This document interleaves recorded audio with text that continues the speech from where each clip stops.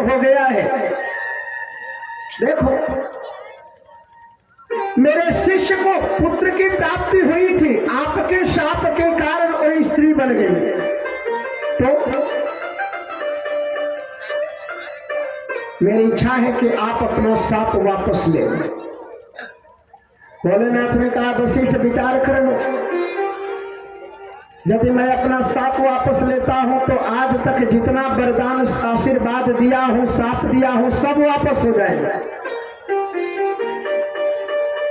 आज के बाद में जिस किसी को कहूंगा वो भी असत्य होगा।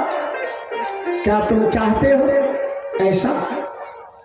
वशिष्ठ जी महाराज ने कहा कि नहीं, लेकिन प्रभु एक तरफ मेरा शिष्य है, वो भी दुखी है। कोई ऐसा काम करो कि आपकी मर्यादा भी न टूटे और मेरे शिष्य का काम भी बन जाए। कहा एक काम हो सकता है। कहा क्या? कहा तुम्हारे शिष्य मनु के मन में संकल्प था कि पुत्र उत्पन्न, जन्म क्या लिया? पुत्री। उस पुत्री को आपने बनाया अपनी शक्ति से पुत्र, और फिर वो क्या हो गई? फिर पुत्री हो गई। ये पुत्री पुत्र पुत्री पुत्र का चक्कर चल रहा है। तो मेरे हिसाब से इसका समाधान यही है कि वो 1 महीना पुत्र रहे और 1 महीना पुत्री रहे। हाँ, अब वशिष्ठ जी महाराज ने देखा कि कोई और चारा नहीं है, यही मान लिया। तो हमारे सनातन धर्म में एक व्यक्ति ऐसा भी है जो 1 महीने तक पुरुष रहता है और 1 महीने तक स्त्री रहते हैं। उस पुरुष का नाम है सुदुम्न। हाँ, लेकिन धीरे धीरे प्रजाजनों को यह बात पता पड़ गई, उन्होंने बंधन करना बंद कर दिया। मनोज महाराज दुखी हुए। उन्होंने फिर वशिष्ठ जी महाराज से निवेदन किया कि महाराज छोड़ो इस पुत्र को, मुझे और पुत्र को प्राप्त करो। फिर यज्ञ हुआ और अब की बार यज्ञ से 10 पुत्र उत्पन्न। कौन कौन? कहा इक्ष्वाकुरेग सरयाते धृष्ट धृष्ट करो सकाम नरिष्यंतम पृषघ्रम च नभगम च कविं विभोः। 10 पुत्र उत्पन्न हुए। पहला इक्ष्वाकु, दूसरे नृग, तीसरे सरयाति, चौथे दिष्ट, 5वें दृष्ट, 6ठे नरिष्यंत, 7वें पृषघ्र, 8वें नभग, 9वें कवि और 10वें विभु। ये 10 पुत्र उत्पन्न। अब 10 पुत्र के संतान का वर्णन करना तो बड़ा मुश्किल है, जबकि भागवत में सबका वर्णन है। ऐसा नहीं है कि नहीं है, सबका वर्णन है, लेकिन जो समय है अपने पास इसमें संभव नहीं है।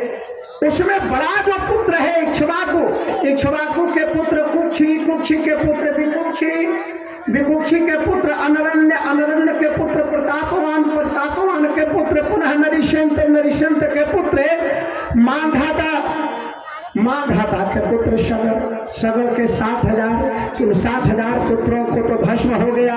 उनमें से एक अंशुमान, अंशुमान के पुत्र हुए समंजस, असमंजस के दिलीप, दिलीप के भगीरथ, जिन्होंने गंगा को डाला। इसी वंश में आगे चल करके खटवांग, दीर्घबाहु, रघु, रघु के पुत्र आज, आज के पुत्र महाराज दशरथ, और दशरथ के 4 पुत्र। कौन कौन? राम, लक्ष्मण, भरत, शत्रुघ्न, और 4 भाइयों के फिर 2 पुत्र। राम के 2 पुत्र कौन कौन? लव और कुश। लक्ष्मण के 2 पुत्र कौन कौन? तक्ष और पुष्कर। भरत के 2 पुत्र कौन कौन? अंगद और चित्रकेतु। और शत्रुघ्न जी महाराज के भी 2 पुत्र कौन कौन? सुबाहु और श्रुतिसेन। 8 भाई 8 दिशाओं के राजा बने। और उनके जो परिवार और आगे विस्तृत हुए वो सब कहीं ना कहीं किसी न किसी रूप में आज भी विराजमान है। कहीं सूर्यवंशी, कहीं कुशवंशी, कहीं किस रूप में विराजमान है। ये जो चरा वंश ये सूर्यवंशी और सूर्यवंशी कहलाया।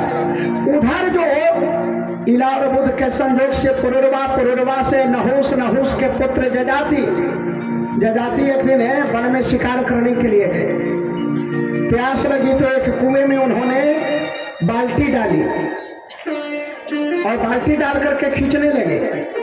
बाल्टी बड़ा ही वजनदार था। खींचते खींचते जब मुंडेर तक बाल्टी आई तो बाल्टी में पानी नहीं था, बल्कि एक बड़ी ही सुंदर नवज्योति थी। जजाति जी महाराज ने हाथ बढ़ा करके उस नवज्योति को बाहर निकाला, परिचय पूछा, कौन हो आप? बोले महाराज मैं ब्राह्मण कन्या हूँ, मेरे पिता का नाम शुक्राचार्य जी महाराज है। फिर आप कुएं में कैसे चली गई? कहा मेरे जजमान की पुत्री शर्मिष्ठा अपनी सहेलियों के साथ स्नान करने के लिए आई। हम सभी नदी में स्नान कर रहे थे। इतने में देवर्षि नारद जी महाराज आ गए। नारद जी महाराज को आया जान करके सब लोग सरोवर से निकली, नदी से निकली और जिसके सामने जिसका वस्त्र हाथ लगा उसी को धारण कर। इसमें मैंने जो है शर्मिष्ठा को के राजकुमारियों वाला वस्त्र धारण किया और राजकुमारियों का वस्त्र धारण किया ना मैं तो शर्मिष्ठा क्रोधित हुई। उसने मेरे को अपमानित किया और सखियों की सहायता से मुझे इस कुएं में धकेल दिया। अब कहाँ जाओगे? अब कहाँ जाओगे? कहा आप मुझे मेरे पिता के पास में पहुंचा दो। तो जजाति जी महाराज लेकर के शुक्राचार्य जी महाराज के पास में गए। इस कन्या का नाम है नवज्योति, का नाम है देवयानी। देवयानी ने रो रो करके अपने पिता से जब सारी बात कही तो पिता को क्रोध आ गया। इधर विश्वप्रभा से उसकी पुत्री ने जाकर के भी सारी बातें कही। विश्वप्रभा ने विचार किया कि मेरी बेटी ने अनजाने में गुरु की पुत्री के साथ अपमान कर दिया है, कहीं गुरुदेव शाप न दे दे। इसलिए शर्मिष्ठा के साथ दौड़ते दौड़ते शुक्राचार्य जी महाराज के पास में आए, चरण में गिरे, महाराज शाप मत देना।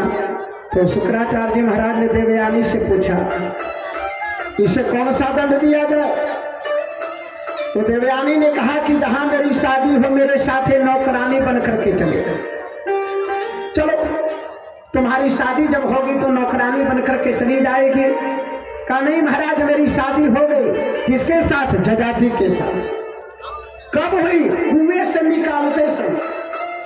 भाई कुएं से निकालते समय इन्होंने मेरा हाथ पकड़ लिया। तो मैं नहीं चाहती कि जिन्होंने मेरा हाथ एक बार पकड़ा अब ये हाथ कोई और पकड़े। परिणाम स्वरूप देवयानी के साथ नौकरानी बनकर के शर्मिष्ठा गई। लेकिन राजा जजाति ने विचार किया कि शर्मिष्ठा एक राजकुमारी है और राजकुमारी को दासी बनाना गलत है। उन्होंने शर्मिष्ठा से भी विवाह कर दिया। देवयानी के दो पुत्र हुए, जदु और पुरु, और शर्मिष्ठा के 3 पुत्र हुए, उरु, अनु और कुरुवशु। देवयानी को जब यह जानकारी हुई ना कि महाराज ने शर्मिष्ठा को भी पत्नी बना लिया है, रोते रोते पिता के पास में गई।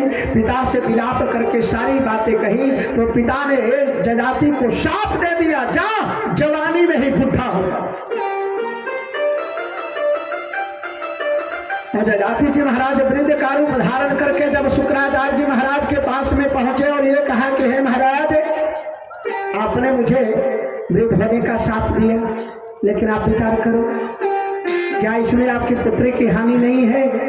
तो उन्होंने विचार किया कि मेरी पुत्री का भी हानि है। तो उन्होंने कहा ठीक है जाओ, यदि कोई अपनी जवानी दे और तुम्हारा बुढ़ापा ले तो ऐसे व्यक्ति के साथ में तुम अवस्था की अदला बदली कर सकते हो। शुक्राचार्य जी से मिलकर के जजाति अपने महल में आए। सबसे पहले जदू को बुलाया जदू क्या तुम अपनी जवानी दोगे, मेरा बुढ़ापा लोगे? उन्होंने कहा नहीं, ये पाप होगा। तो कहा जा, बाप के आदेश की अवहेलना करता है, तुम्हारी गिनती अब क्षत्रिय में नहीं होगी, तुम राज सिंहासन के अधिकारी नहीं बनोगे, तुम नदी के किनारे रहने वाले होगे, गौ और पालन करना तुम्हारा मुख्य पेशा होगा। बाद में पुरु को बुलाया। पुरु ने कहा पिताजी, मैं ये नहीं जानता कि क्या धर्म है और क्या अधर्म है। पिता का आदेश ही मेरे लिए सबसे बड़ा धर्म है, मैं जवानी दूंगा। पुरु ने जवानी दिया, बहुत दिन तक जजाति उसकी जवानी को लेकर के संसार में रत रहे। बाद में पुरु को उसकी जवानी लौटा करके वन की यात्रा प्रारंभ। पुरु का वंश चला, पुरुवंशी कहलाए। जदु का वंश चला, जदुवंशी कहलाए। और इसी जदुवंश में आगे चल करके 3 वंश हुए, अंधक, भोज और दासार।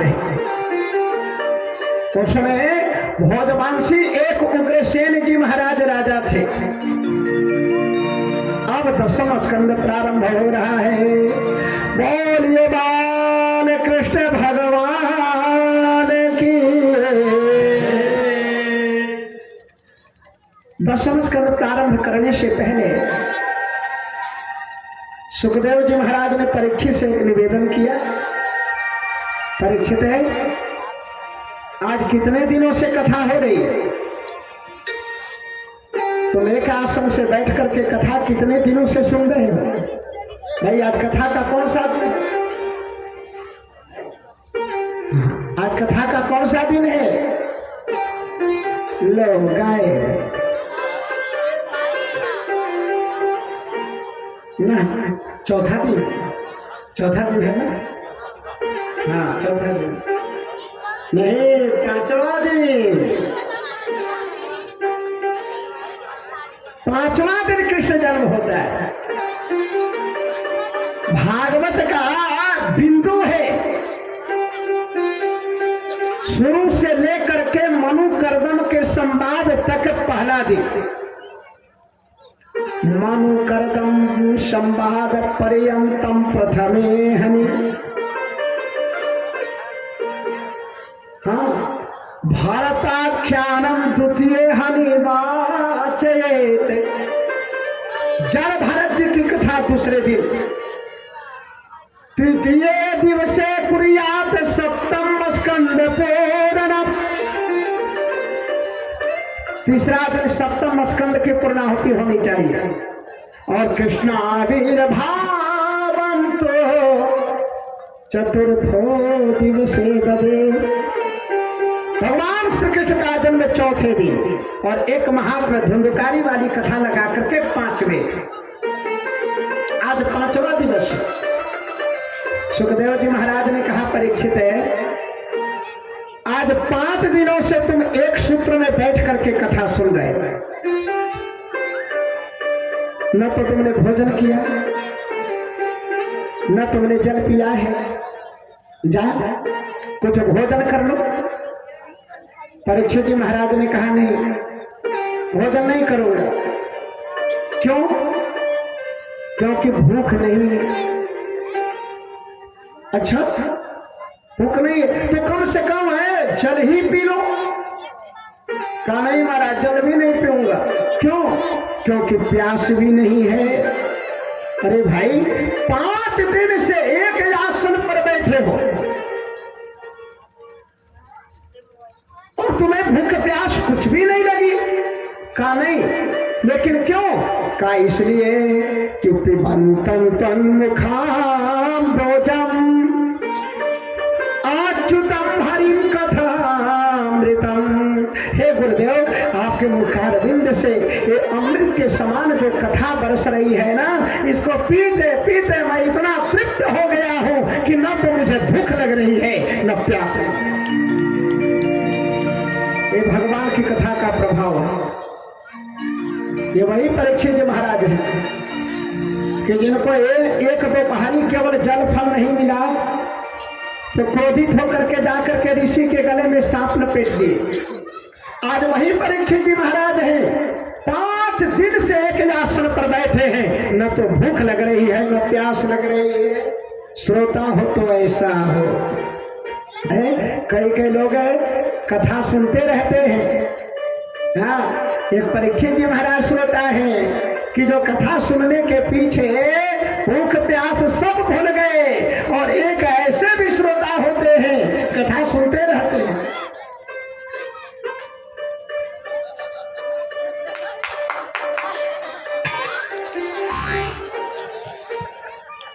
हाँ, ऐसे भी श्रोता है। एक बार एक आदमी ने मेरे से पूछा, महाराज पहले के जमाने में देवी देवता की पूजा होती थी और देवी देवता बड़ी जल्दी आ जाते थे। अब देवी देवता जल्दी नहीं आते, कारण क्या है?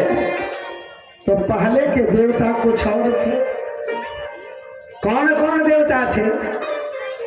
सदा भवानी दाहिनी, सन्मुख रहे गणेश, पांच देव मिली रक्षा करे, ब्रह्मा विष्णु महेश। तो पहले, लेकिन आज के समय में देवता बदल गए, पुजारी बदल गए। अब कौन देवता हो गए जी? चाय भवानी दाहिनी, सन्मुख रहे प्लेट नमकीन का बिस्कुट का, और पांच देव मिली रक्षा करे, पानी बीड़ी सिगरेट। मेरा विचार है, जब ऐसे ऐसे देवी देवता के पुजारी होंगे तो कौन से भगवान आएंगे?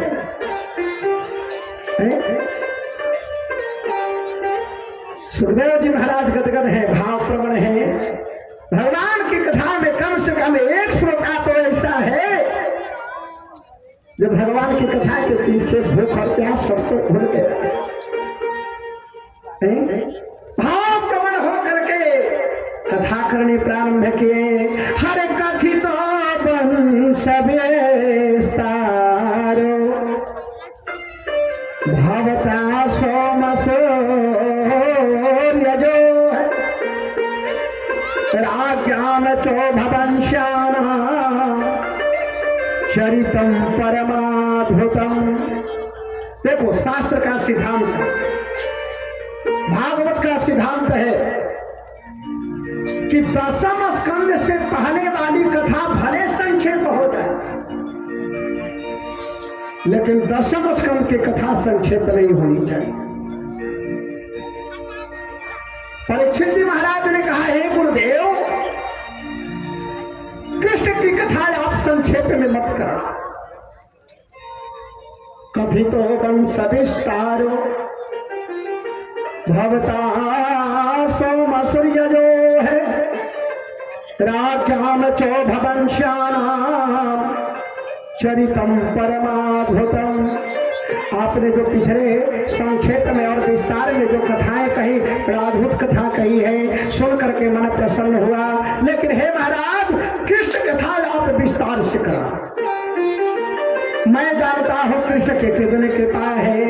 हरिद्रो नष्ट विप्लोष्टमिदं मतंगम संतान बीजम कुरु पांडवानां, जुगोपतोक्षेम गतया तचक्रो मातोश्च मेजः शरणं गताया है। मैं जानता हूँ कृष्ण की कितनी कृपा है। अरे माँ के गर्भ में तो मैं मर गया था, लेकिन जिन कृष्ण की कृपा से आज मैं जीवित हूँ, उन कृष्ण की कथा आप विस्तार से सुना। और तब सुखदेव जी महाराज ने कथा प्रारंभ की। सोरसेनो यदुपतिर मथुरामावसन्पुरीं, मथुरां सोरसेनाश्च यादवान विविधे पुरा है। परीक्षित है, मथुरा के राजा उग्रसेन जी महाराज थे, परम धार्मिक, मौज वंशी, सदाचारी। लेकिन उनका जो पुत्र था कंस बराही अत्याचारी, उसने उग्रसेन को छल से बंदी बना करके कारागार में डाल दिया और मथुरा के सिंहासन पर स्वयं विराजमान हो गए। कंस अत्याचारी है, दुराचारी भी है, अत्याचारी भी है, लेकिन घर की मर्यादा क्या होती है वो ये पहचानता है। कंस ने विचार किया, उसकी एक बहन थी जिसका नाम था देवकी। इस बहन की शादी में कहां करूं, किसके साथ में करूं कि मेरी बहन जीवन पर्यंत बड़ा प्रसन्न रहे, आनंदित रहे। बड़ा सोचा, बड़ा विचारा और बड़े सोच विचार करने के उपरांत में सूरसेन के पुत्र वसुदेव जी महाराज को सम्मान के साथ में अपने यहां बुलाया। सूरसेन हो जाते पति मथुरा महावसन पड़े और बुला करके बड़े सम्मान के साथ देवकी का विवाह किया और विवाह करने के उपरांत में विदा करते समय 400 हाथी, 200 घोड़े और 1500 रथ असरफियों से भर करके दहेज में दिया। अच्छा जी, एक बात पूछूं, हमारे सनातन धर्म के शास्त्र में कहीं कहीं चर्चा मिलती है दहेज लेने और देने की। क्या हमारा धर्म शास्त्र कहता है कि दहेज लेना चाहिए, देना चाहिए? हाँ, कहता है। हमारा धर्मशास्त्र कहता है कि दहेज देना चाहिए। हमारा धर्मशास्त्र भी कहता है कि दहेज लेना चाहिए। लेकिन पहले ये तो समझ लो कि दहेज किसको कहते हैं। विवाह के उपरांत में कन्या का पिता अपनी श्रद्धा से, प्रेम से जो उपहार में दे उसका नाम दहेज है। और हमारा धर्मशास्त्र आदेश देता है वही दहेज लेने और देने की। उसको दहेज नहीं कहते कि लड़का मैट्रिक पास हो गया तो 3 लाख, इंटर पास किया तो 5 लाख, बीए पास किया तो 7 लाख, चपरासी क्लब में हो गया तो 10-12 लाख, मिलिट्री आर्मी में हो गया तो 15-20 लाख, डॉक्टर